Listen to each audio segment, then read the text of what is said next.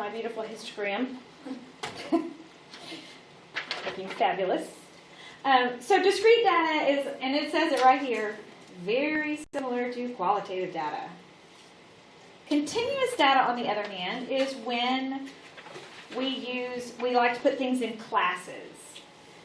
So there's some definitions you need to remember. Lower class limit, that's the leftmost number in each group. So you can look here, my lower class limit on this one is 17. My upper class limit would be 23, the rightmost number in each group or class. The class width is the lower limit of one class minus the lower limit of the next class. The class width tells you how many different data values are going in that bin. So they did this for us. They created the classes. They went ahead and tallied for us.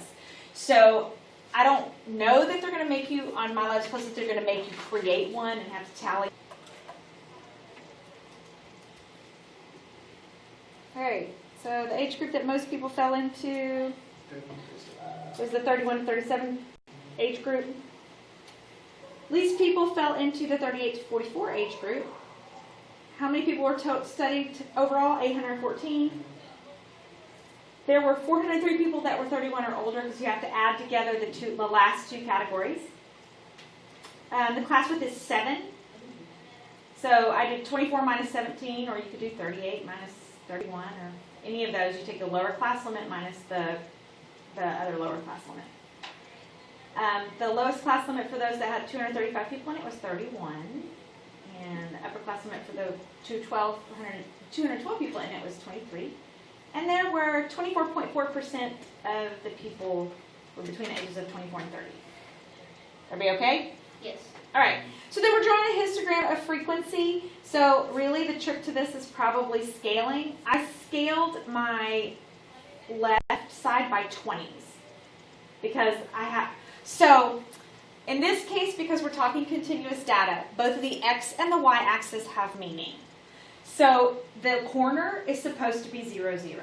Now, I went ahead and put a break in the graph. I haven't actually drawn it yet, but I'll show you. I scaled the left side by 20s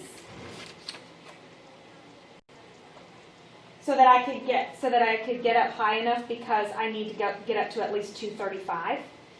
And then I put the little break thing in the graph, and I started the bottom at 17. So that's just saying that I've cut out a piece of the graph so that the corner still represents 0, 0, and then I'm going to start my bars at 17. Now, it didn't tell us, it just said draw a histogram of the frequency. It didn't tell me how to label the bottoms. It didn't say if they wanted me to use the midpoint, or if they, so I am actually using lower class limits.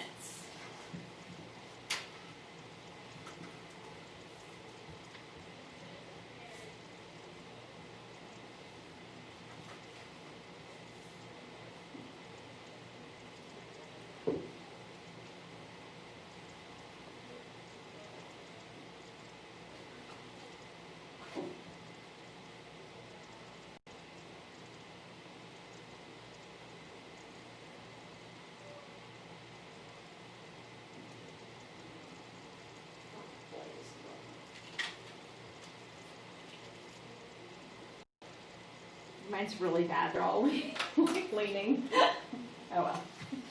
Looks something like that. Oh no. That's what happens when there's no grid lines. It makes it difficult. I don't like our next thing. Uh-oh.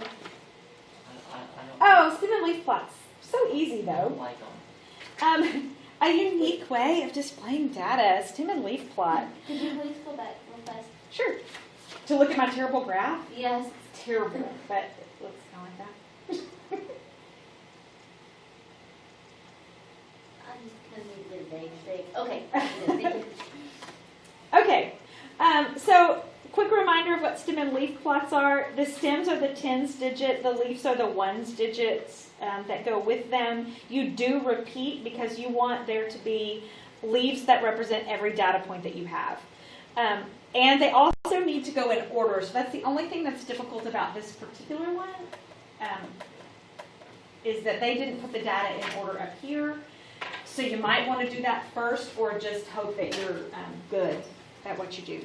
So so I can go look for all the 4s. There's only one, so I can put 7. Look for all the 50s. So there's 57, 54, 57. That's all of them. So the 4 goes first, and then 2 7s.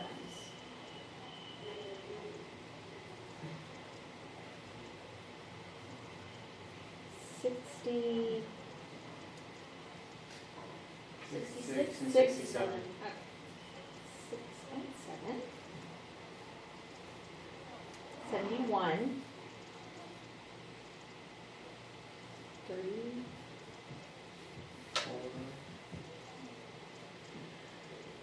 6.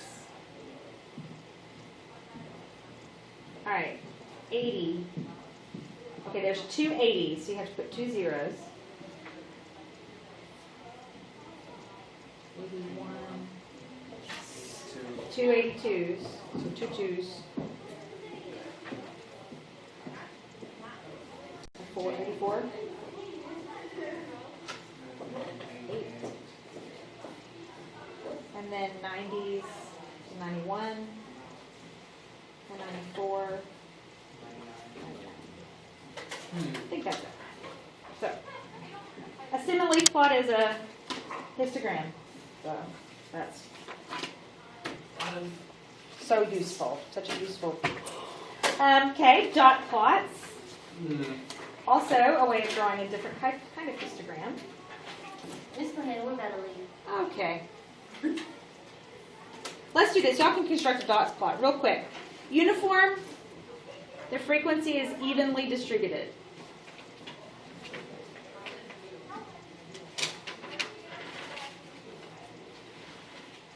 So it is B.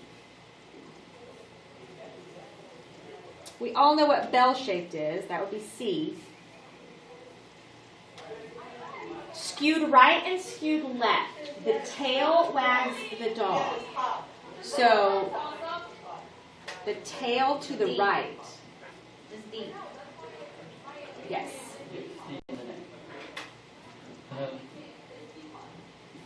Weird.